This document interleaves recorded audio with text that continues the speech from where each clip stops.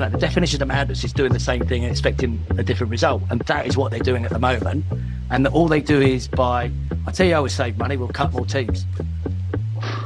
We know how people are consuming content nowadays. It's short form, it's in and out. And if we want to capture new audiences, then Sevens can certainly unlock that, as we've seen. Capture the hearts of Americans. They love their sport, but more important, they're more important that they want to win. And whilst they love their teams that win, they don't love their teams that don't. And I can answer you that firsthand. Hello and welcome to episode 6 of the Players Podcast, brought to you by International Rugby Players Association, the rugby podcast that delves into the issues facing players and the game. My name is Owen, and as always I'm joined by Conrad and Rachael from the Ep6 team, and today's show is all about sevens, and our guest is a coach who knows all about the sevens code. He played with England before coaching them, was in charge at Kenya before taking over at USA, and has many a view on sevens, hence why we pre-record instead of going out live. A warm welcome to Mr. Mike Friday. Evening all. How are you, Mike? I'm good. I'm very good, thanks. Yeah, I mean, very sensible to pre-record, very sensible. as always. Well, listen, Mike, let's talk about you straight off the bat. Tell us a little bit of a brief history of how you got into sevens from playing and going on to coaching some of the teams I mentioned there. Yeah, I mean, like always, I'm that old. I'm part of the playing group that were amateur that went pro. So I was fortunate enough to be a party to all of those kind of international tournaments and those international invitation tournaments when we were amateur players. So Dubai when it was back on the sand, Hong Kong back in the day, as well as the traditional tournaments around Europe like Amsterdam, as well as the traditional Middlesex Sevens and so forth. So, and then the game went pro, and I was still playing. I was kind of one of those maverick players that wasn't basically good enough at passing or kicking to play 15s to any real standard, apart from wasps and so forth. Didn't quite make it all the way there, but obviously a little bit of a maverick behaviour on the pitch allowed me to make a name as a sevens player for England in the Commonwealth Games, the inaugural Commonwealth Games in Kuala Lumpur in '98, where I ended up captaining the team, and to the 2001 World Cup as well in Argentina. I then actually did call it a day, but then with the onset of the World Series, which was embryonic and starting to take shape, I started to dip my hand into a bit of coaching, and England called me back in to be a player coach for the sevens. I was less interested in the playing by that time because the lungs weren't up to it, nor were the legs. But I transitioned more across into putting the on-pitch strategies in place, and then ended up becoming the head coach for a few years, back when we were trying to develop future England internationals, which is the way that the sevens was used back in the day. And we were very successful at that, following the New Zealand model. And, I decided to leave the world of sevens to go back to the city life of my life before rugby, which was chartered surveying. And I went back into the world of property for 8 or 9 years. But still coached and progressed. But then obviously the opportunity or the challenge of Kenya came up, a tier 3 nation that were underperforming but huge potential and just needing a little bit of direction. And I fancied it a little bit because I've been doing the media for the last 6 or 7 years for Sky, etc. So I put my toe back in the water with Kenya and fell in love with the place and the players and the culture and the underdog mantra. And we ended up going from relegation to being a top 4 team in a year. But let's just say the politics of Africa are big and difficult and hard to navigate, especially as being candid, the Muzungu or the white man. And there were some off-field challenges as well, which I had to learn and deal with. And as such, I stepped away from Kenya.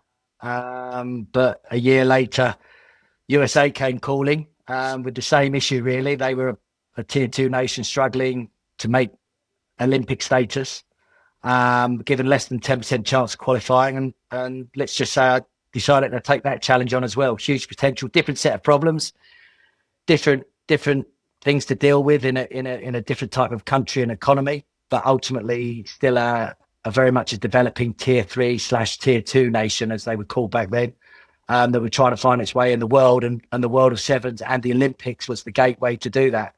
And had a very enjoyable, I think it was quite successful, tenure with the USA over the last 10 years, and then stepped away after Paris. So it's been a long career in the world of sevens as a player, watching it from the early days and the foundations of the World Series, seeing it from the media side, as well as a player, and then latterly as a coach. You certainly have the credentials to talk about the future of sevens that we're talking about here this evening, Mike, because, as you know, ERPA are very involved with World Rugby and the unions on what is happening in the game. And certainly since the outbreak of COVID and the lockdowns that stopped the games, there has been a lot of talk about where it goes. As we sit here in late 2025, where do you think the sevens game is? Is it in a good place, bad place, or perilous place even? And what's the outlook as you see it? My personal view, now looking at the World Series, having just seen the last 2 weeks, it's very vanilla. It's very samey. And I also think there's barriers to entry now. I think it's gone from being the form of the game that any nation has a chance to compete, grow, develop, and take on the so-called superpowers of the game and win. And what we've managed to achieve is turn a form of the game, which is a festival that embraces all nations and is truly the only global form of the game, and created barriers to entry by taking it down from 16 teams to 12 teams, now to 8 teams. And all this smoke and mirrors talk about sevens too and the challenges, it's all the same stuff dressed up again as it was before, but instead of having 16 teams at the top table, we now have 8, and they're not necessarily the 8 nations that fully buy into sevens. They're just 8 nations are mature rugby countries that need to find a way to stay at the top table. That's my view. People may differ, but I think we've lost the essence of what the game is about. I'll get Conrad and Rachael to jump in on this now, as you know, they've been very involved in this over the last few years. But to kind of come back at what you just said there about the current product, is there the commercial and media and public interest in sevens to make it the big carnival circus thing that you talked about, that it was maybe 25 years ago when it was really starting to bloom? You're asking me that? I'm asking you that, yeah. Yeah. So I would probably say I think we have to understand what the product is, and the product is built for event. It's not built for television. It's not built for media. It's an events business. So it's about making sure that each of the events is profitable in its own right. Now, the model back in the day, back in the day, was very much, it was run by the unions to create profitable events. Now, World Rugby changed that model and become an events business. And as a consequence, they're a governing body. And where we are now is as a result of that. So I would probably say, if you look at Dubai and Hong Kong, they make serious money. Now, back in the day, London made serious money. Now, New Zealand back in the day, Wellington made serious money. Vegas made money. Vancouver made money. So I would hazard a guess Sydney pre-COVID made money. So the fact of the matter is that if we ensure that we maintain that it's an events business, the Festival of Rugby, to allow the best of the best and the countries to evolve and develop, I think how we broadcast the media is secondary. And I think the way that they've gone down traditional broadcast, and, as opposed to maybe looking at modern broadcast over the top, YouTube, where the generations of today tune in for the certain games, is there a different way to monetize it? And actually, what is it to make a pound note? Is that the first aim, or is it to spread the global form of the game? Because we've got the 15s World Cup, which can only be won by 3 or 4 nations. Yet we seem to be embracing more and more nations in a World Cup where actually they're just throwing good money after bad, as opposed to a sevens ecosystem where Kenya could win the World Series. USA came very close to winning the World Series. All of these non-traditional rugby nations who can compete with the top boys, and now the top boys have a decision to make. Where do we put our investment, in the sevens game or the 15s game, or how we have to make choices rather than, as I say, create barriers to stop. So I think philosophically, I think they moved away from being an events business. An events business to actually World Rugby trying to be an events business. And I think that has created the demise that we are seeing at the moment. Could I ask then, because I think this is fascinating, and look, I'm not a sevens player. Yeah. So you could have been, Conrad. I was a very... I played the odd tournament. I went to a lot of Wellington Sevens events, and they were a lot of fun, particularly when I was a student. So looking at it from that angle, as well as, my role now, do you think that there is a future? Like, if we were just to try and look ahead in even 3 or 4 years, and because I think it's fair to say World Rugby have probably taken on a lot of what you've said and realised that they tried to run an event. They ran a very, expanded World Series, and for multiple reasons, it didn't work. They lost a lot of money. And now we're seeing them retract. And could the retraction continue to the point where the World Series is only a 2 or 3 months of the season, and then you allow an opportunity for regional sevens, for those sort of festival events that you were talking about before, and maybe that's where sevens all started, and because I tend to agree with what you're saying. I think there's real value in it, and then you don't have those barriers to entry because you're not everything's placed on this one World Series that's sort of taking up half the year. That World Series could actually just be a small component of the calendar. Do you see that being a possibility? Is that something you think should happen for the game? I think probably the way I kind of look at this is, the way I see the World Series is like county cricket. That's where you create the stars of tomorrow. Okay, if you think back in the day, right, when you were probably watching Wellington Sevens in the late 90s and the early thousands, right, where from an England perspective, we had a young Mac Tate, Randell, or you saw Arika Ioane, all of those boys coming through, right? Liam Messam and all of that. It was very much... Didn't watch a lot of rugby. Exactly. It's very much a breeding ground, right? A breeding ground for the stars of tomorrow for 15. You watch it. But you're right. Okay, that's changed now. I'll give you that. Because now it's about creating 7 stars like Perry Baker, Marcus Mineta, Luciano Gonzalez, right? All stars in their own right. But we wouldn't see them if we didn't have a World Series. So we need to create a county cricket, as I would say, where these stars and these nations can come and play. Now, whether that is 3 months, 4 months, or 5 months, I think is an interesting discussion.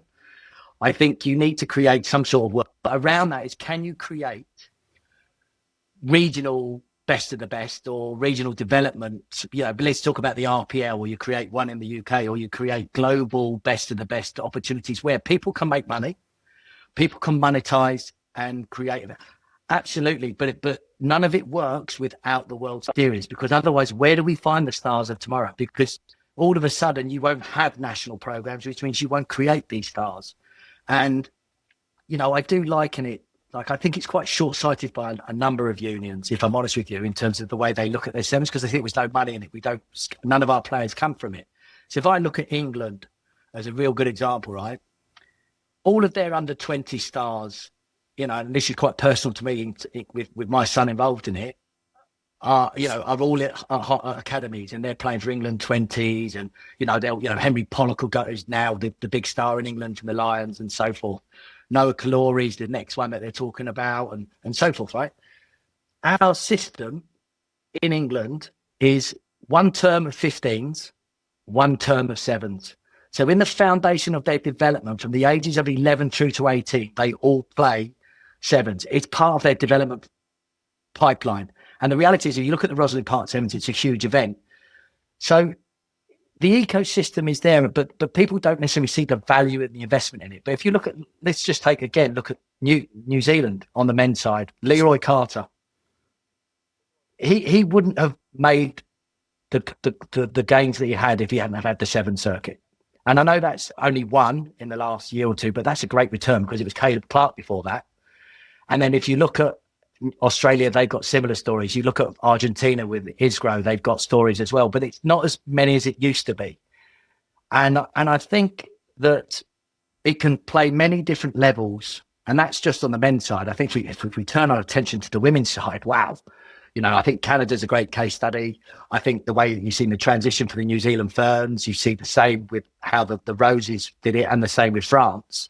They're on a different trajectory, and their maturity in the sevens world is slightly behind the men's, but you can see the two separating.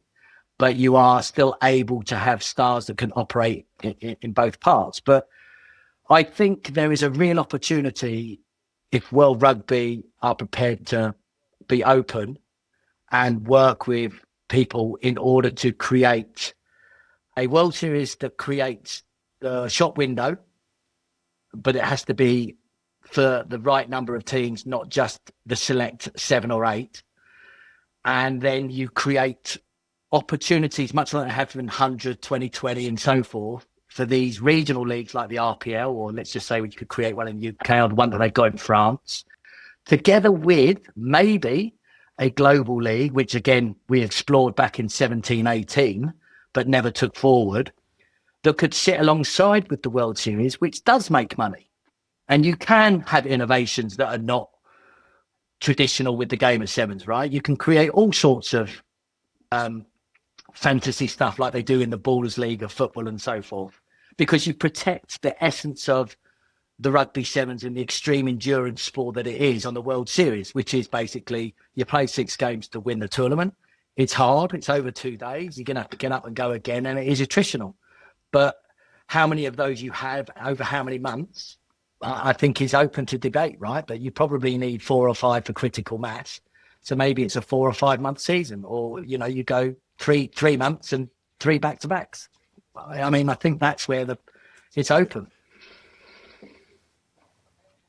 And again, like for me, looking in on that, the development of the World Series, like you had this problem where like the women's game was expanding, which was great. You wanted to involve, so you talked about before, you didn't want it to be just the small best of the best. So you had 12 teams. So you had men and women. So suddenly you got 24 teams, and then you want a World Series and you're traveling the world. That's just a huge cost base. So to then, when you're trying to make that profitable, like that's what it felt like. It was just always a battle that the game was never going to win. And that's why, you've seen it retract, and we can argue as to whether they've got the right number of teams or is it too small, but at least, now does it have a better chance of making money, or do we, leave that as it is, as the World Series, and then focus the game on the development? Because the point you make around New Zealand's a really good one. We, since COVID, have no domestic sevens in New Zealand. Like we have nothing. And Leroy Carter is a brilliant example, because at least he's someone that came from the sevens. He didn't play domestic. He was plucked, as they do now in New Zealand. They pretty much take players that have missed out on super contracts, put them in the sevens team, and there is still that pathway opportunity. But you go back, 15 years, and Christian Cullen, Jonah Lomu, that was a huge pathway for New Zealand rugby. These guys all made their names at Hong Kong and then were straight in. But because we used to have a domestic, we used to have a Queenstown Sevens, and it was something that was regularly done. And I just don't think, look, there could be a lot of reason for this, but there's those domestic opportunities at the moment, and that's what we need to go back to, the game. And is it regional, lower cost-based tournaments at a regional level where New Zealanders, because at the moment we don't get to see a sevens competition. There is no sevens in New Zealand. So how are we going to, encourage more students to play sevens when all they ever watch is Hong Kong in the middle of the night or Dubai in the middle of the night? It's, these are some of the issues which are, I think, pretty fascinating around the sevens game, because there is such a huge ceiling for it, but a lot of these issues that you have to sort of work our way through. Like, just before you answer that, is that cost-based thing that Conrad mentions, is that what's scaring so many unions? Is that what is putting people off hosting events or developing teams and players? I don't think it's putting them off hosting events, because you can make money on an event. We know that.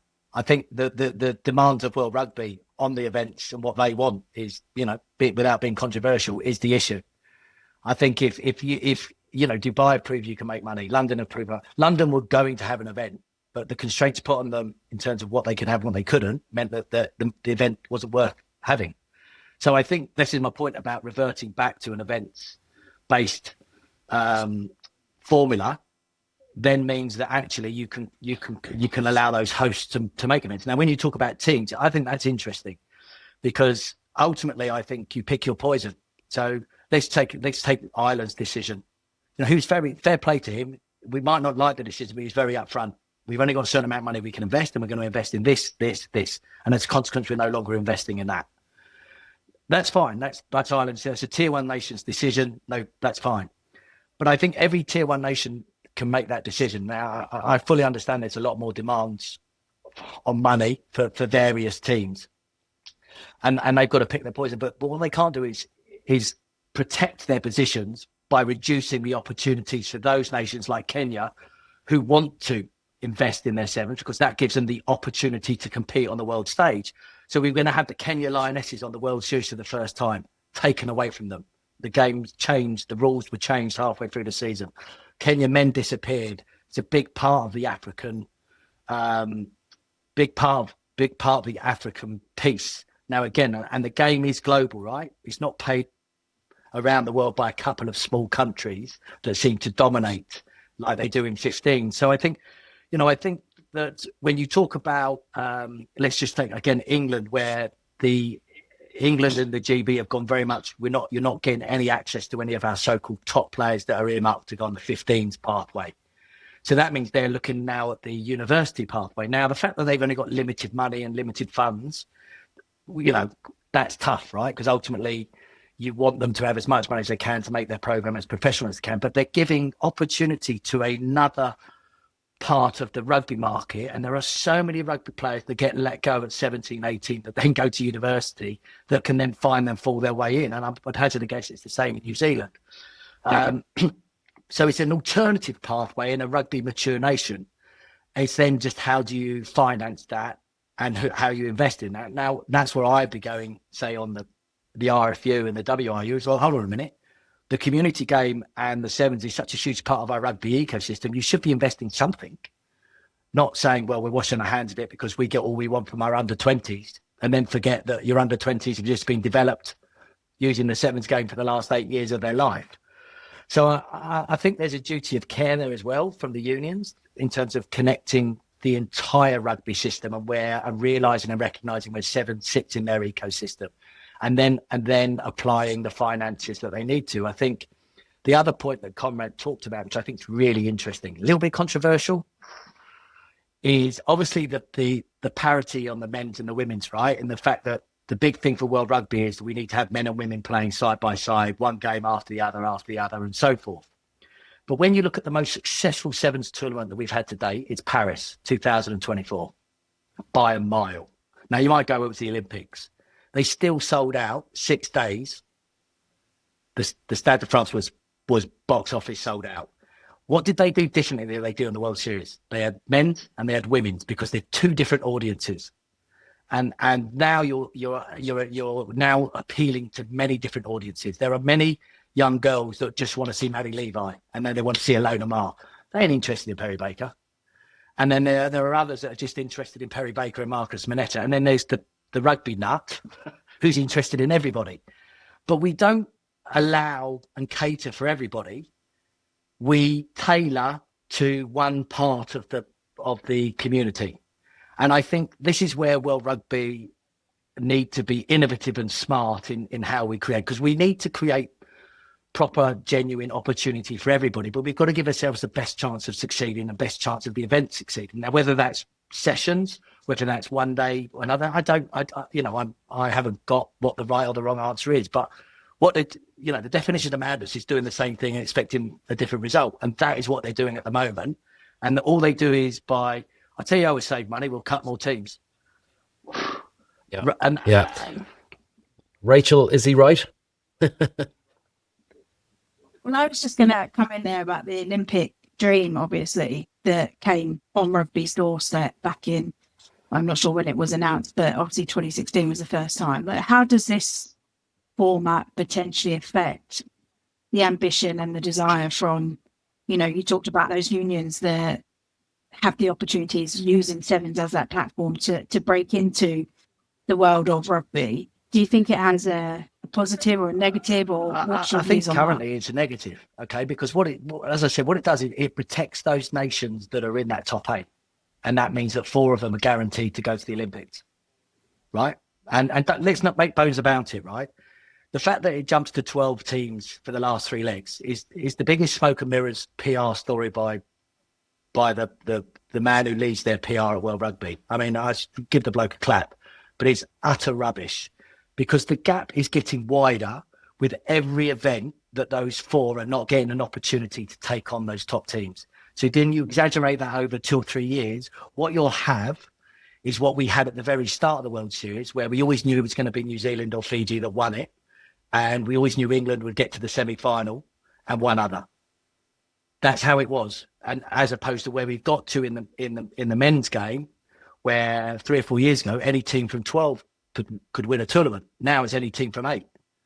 So we've already reduced that. And the women's was moving in that trajectory where it was, yes, you had New Zealand and Australia setting the bar, right? But you had Canada coming, you had France coming, you had USA coming, you had these countries coming, and I know it was tough for the likes of Brazil and Japan that they were coming. They just needed time, but we weren't giving them that opportunity because we were driven by trying to create and monetize an event rather than grow the game. And if we make a pound, we've had a good year. And that should be the philosophy about the sevens environment, because it's a sevens ecosystem to grow the game globally. The 15s World Cup is take this in the spirit intended. That's the cash cow, because that's all the real rugby world. And I mean this in the greatest respect. When I talk about the real rugby world, the rugby mature nations that run world rugby are all from a certain group of nations predominantly. But what I think they're fearful of is losing their table, their space at the table in the Olympics. If they're not seen to be at the Olympics, now I'm saying, well, we want the likes of all of the tier 2. We want to see 3 or 4 African nations that have come through, and we want to see a Portugal or we want to see a Brazil coming through and being a top 4 team, because then that means that, being candid, Australia and New Zealand have got to up your game. All of a sudden, you've got to have a different approach. And if you don't put your investment in the World Series, then you're going to have to go balls out in your Oceania repechage. Well, Oceania's horrible if none of them are in the top 4, because all of a sudden your repechage has got the likes of Australia, Samoa, Fiji, New Zealand, all could be in a repechage going for one spot. That's nuts, but that's the poison you choose. And I think that would be utopia for me, is that we see a lot of non-traditional rugby nations actually owning the 7 space because they fought and earned their right to do that. Rachael, Conrad, we spoke a couple of weeks ago about R360 coming into the 15s game, and everyone's aware of that. Is this something that could work in the 7s game, where you have a private equity coming in, or is the business model there for them to want to do that? But even hypothetically, could it work from what we've seen over the last few years?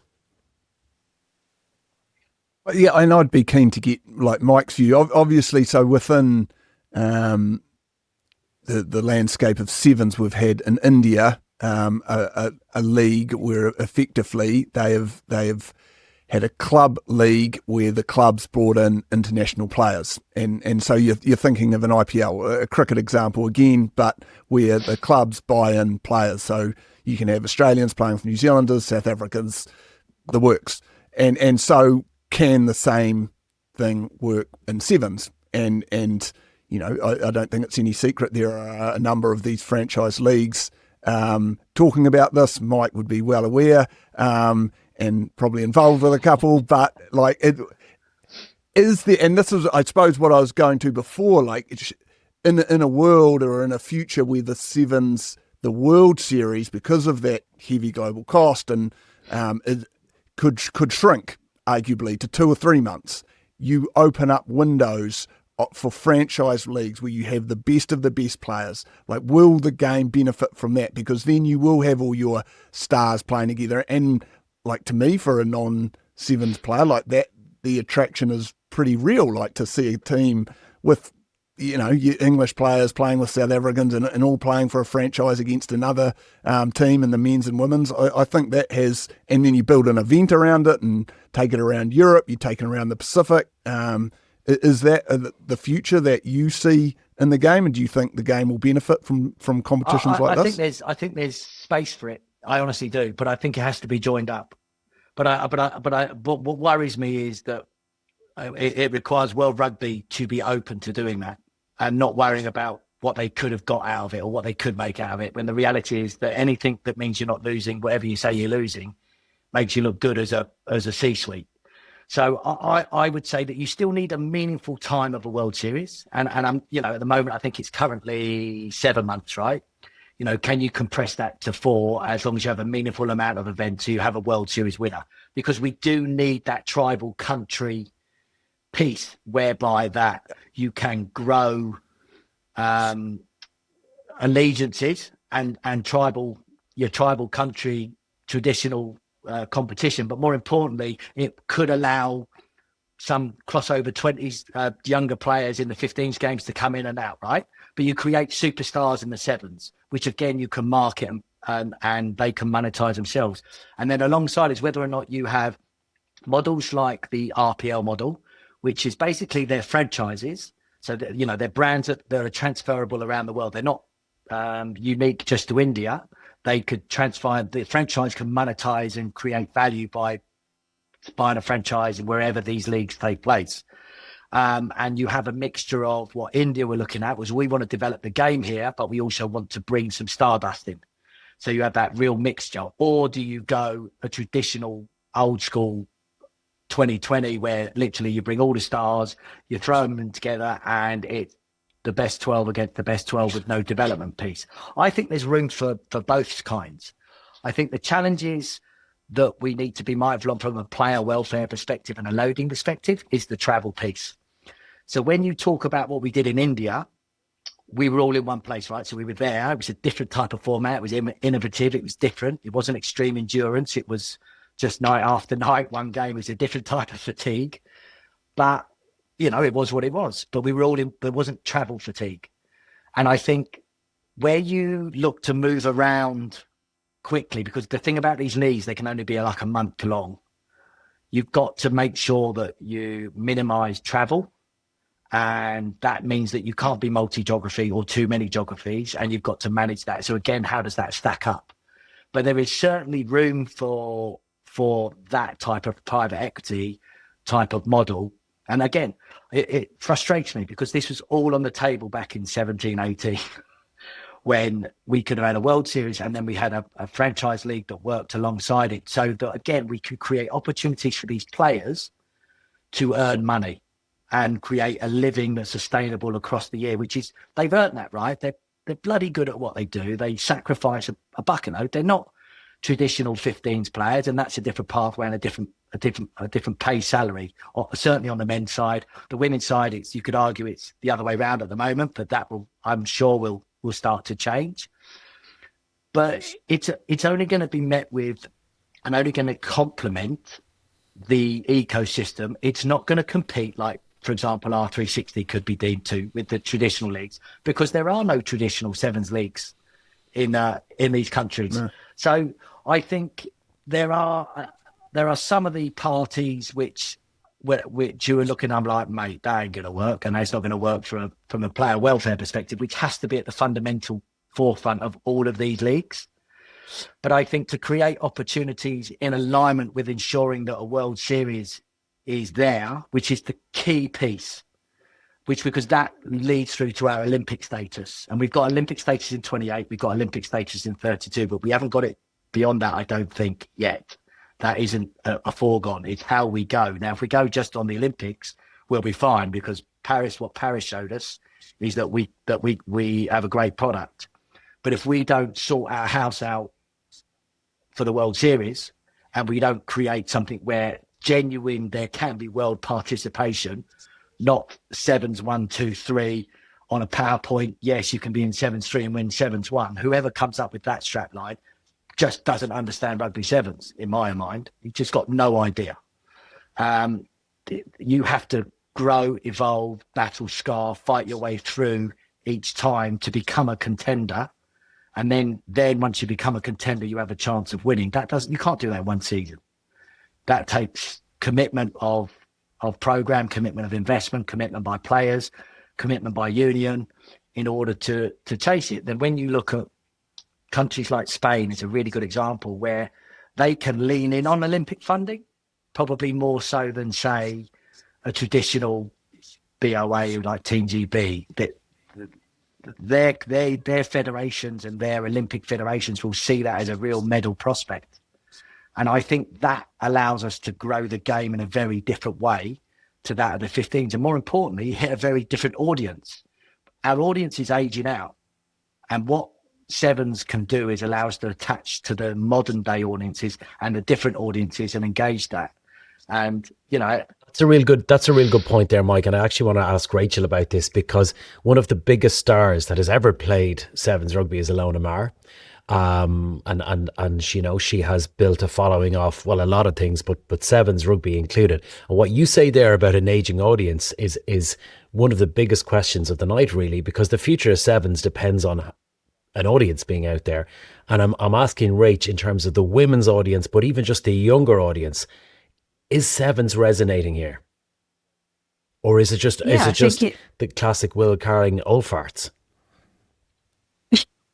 Absolutely. I mean, there's room for both of those. But look, we all know that the audience is aging and that we're trying to attract new fans and new audiences. We can look back at the Women's Rugby World Cup and prior to that as well, around the type of different demographics that are coming in. And you, as Mike said, you've got all your rugby nuts, the traditionists that will keep coming through the doors, but we're going to run out of those soon. And so we've got to make sure that we're engaging in the right people. And the opportunity for sevens, it's fast paced, it's in and out, it's got drama, it's not a 3-hour game, which we sometimes get in a 15s where, rules seem very complicated and it's challenging. And, we know how people are consuming content nowadays. It's short form, it's in and out. And if we want to capture new audiences, then sevens can certainly unlock that, as we've seen in previous years. And it's huge. I think everyone accepts, and Mike's seen it firsthand. He talked about Kenya, but in those new areas, like places of the world, for them to aspire to be at a men's or women's Rugby World Cup in 15s, that's going to be a 20-year plan. Whereas in sevens, what should be achievable, and Mike's maybe saying this is what's maybe part of the issue because it's not as achievable as it once was, but the Spains, they can come from nowhere to be now winning World Series event. You can rattle off a number. Well, Kenya, that Mike talked about, USA, these countries that were well down can genuinely, with 2 or 3 years of a solid high-performance program, can lift themselves into that top echelon of performers. And that's a huge bonus, a huge attraction of the sevens game, I think. And that's something that definitely has over the 15s game in comparison. And again, adding to that as well, if you think about the stars that we're creating, that the sevens can create, which is different to the 15s, right? And again, I use my son as a really good example. As he was growing up, he used to follow Danny Kerr on the 15 side and that front, right? And he aspired to be following that. But when it came to watching sevens, he loved watching sevens. But he wanted to be Folau Nua. And if you talk to a lot of, who's Folau Nua? He was the long-haired playmaker for the USA that was maverick, but mercurial with some of his skill sets, right? But that's the point. And there's people that want to be Perry Baker, that want to be Carlin Knowles, want to be Manetta, and they're not, and likewise, there's people that want to be Ardi Sevilla and Ep6. But we're creating alternatives, and with the younger audience and those that are in these emerging audiences as well. When I look at comparative sports like over here with the Ballers League, which is about innovation and creating events and party and short form stuff that Rachel's talked about, 3 or 4 hours, it creates money, for the participants and the players, but it also creates audiences and eyeballs for the sport, which hopefully we can then transfer across as well to the 15th. But more importantly, we're also inspiring the next generation of players at these countries, whether or not they choose to follow the 7s route or the 15th route. They're inspired to pick up a ball and play, like Alona has inspired so many young ladies and young girls to go out there and be themselves. But that's the same for Ep6 from Canada, for the things that she's had to struggle and go through, like Ruby Tui and so forth. And you've got examples of that in every team, be that women's or men's, from around the world. And more importantly, people that know about these Kenyan players, they know about Amonde, William Baka, Oscar Uma, from the heydays of Kenya, which you would never have come across with the traditional punter who just follows 15s. And when Kenya 15s play a game of 15s, they're up the Swanee because they haven't got a set pit of scrum and they can't line out and they can't defend the driving maul, because those parts of the game are beyond me anyway, because it's front 5 antics. But the long and the short of it is like those technical parts of the game take generations to master and nurture. And you've got, let's look at USA 15s at the moment. Physically, athletically, they have all the minerals to be able to compete physically with the people that they have in the country. They can't do it because they're front 5, they're scrum, they're line out, and is just never going to get there from a generation unless they ship in 150 South Africans and put them in on 5-year residencies. But I mean, that would be another strategy. But do you see my point? I think there's seven. I absolutely do. Absolutely do. And just as we're coming towards the end of this, Mike, I will ask you about USA, because it's a very good point. Not only did they have the next, not the next, but the 2031 World Cup, but they have the 2028 Olympics in Los Angeles. Is that, and I've often worried and wondered about the impact of the Olympics. Do you think this could be a really big impact for 7s, it being held in not just the USA, but kind of the entertainment capital that is LA? Yes and no. I think ultimately let's see what type of event is put on. And again, the venue is very, very, very important. And I'm not sure they've got the right venue, if I'm honest with you. But also as well, we have to realise and recognise, to capture the hearts of Americans, they love their sport, but more important, they're more important, they want to win. And whilst they love their teams that win, they don't love their teams that don't. And I can answer you that firsthand. having been on the end, experience, on both sides of it. And that's that shouldn't be how it is, but that's how American sport is, and that's how the American sporting public works. And what makes that more interesting is that LA 28 is a great runway, but you're talking about 31, 33, right? If they're not going to be anywhere near the knockout stages, then yes, you'll have everybody following their second team and they'll all turn up at Chicago to watch the All Blacks play Ireland and so forth. But you're not going to unlock the beast that you want. And that's my biggest concern in this. In order to change how it is perceived in the USA, you have got to get in at the college level, and you've got to reposition and throw a bucket load of cash at repositioning the sport to complement the super sports, not compete, to complement. If you don't do that, it don't matter how much you pump into the senior team. It's never going to make a difference, because you're never going to have the athletes. Okay, well, lots to think about there. Thanks very much to Mike for joining us and giving his opinions on the 7 side of things. Thanks as always to Conrad and Rachel, and of course we'll be back soon with the next episode. But in the meantime, check us out on social, hit the subscribe button so that you don't miss out. And there's always more information on rugbyplayers.org. That's it for now. We'll talk to you soon.